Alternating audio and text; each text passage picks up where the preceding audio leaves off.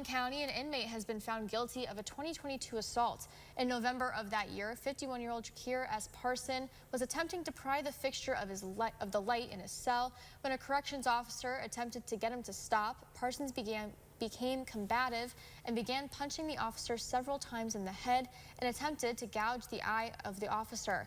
Parson was ultimately subdued after he was pepper sprayed. Parson was found guilty of assault and criminal mischief. He's facing 7 years in prison for the assault, with another 1.5 years to 4 years possible for the criminal mischief charge.